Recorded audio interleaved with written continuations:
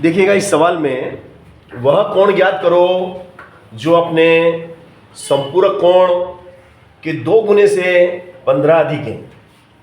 तो यहाँ पर हम मानेंगे कि माना संपूरक कोण को हमने क्या मान लिया कि भाई संपूरक कोण हमारा x डिग्री है।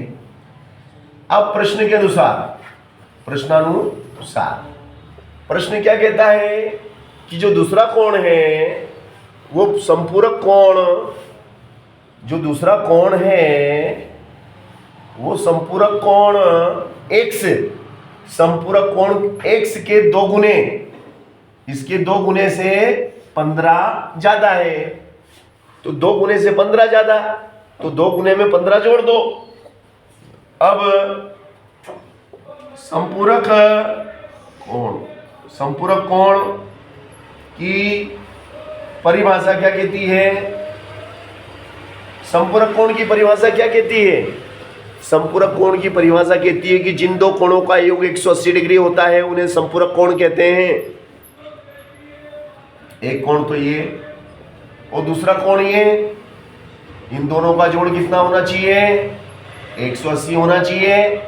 2x 1x कितने हो गए भैया? 3x बराबर ये 15 उठ के उधर गया, ऋण का 15, 3x बराबर 180 में से घटा दो 15, तो 180 में से 10 घटेंगे तो 170 और 5 और घटाओ तो 165। तो x बराबर कितना हो जाएगा भैया? गुणा वाली चीज खा जाती है, बटे में आती है ना। तो x बराबर कितना हो जाएगा बताओ? 165 और 3 बटे में आ गया, 3 से काट दो, 3 पंजे 15, एक इसको दिया, 3 पंजे 15, x बराबर कितना आ गया? 55। x बराबर कितना? 55 डिग्री। यानी कि पूरक कोण कितने का है? पूरक कोण 55 का है।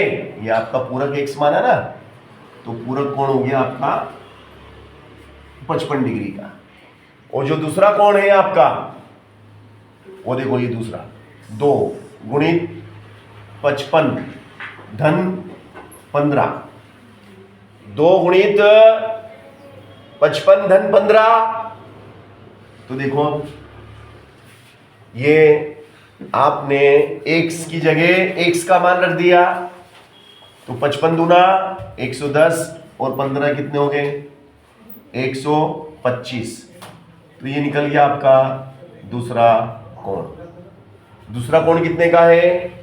125 डिग्री का है। और संपूरक कोण कितने का है? 55 का है।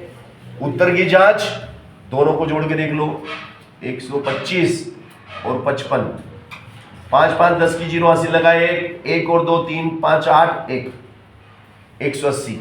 दोनों का जोड़ 180 आना चाहिए और 180 आ गया, मतलब हमारा आंसर सही है।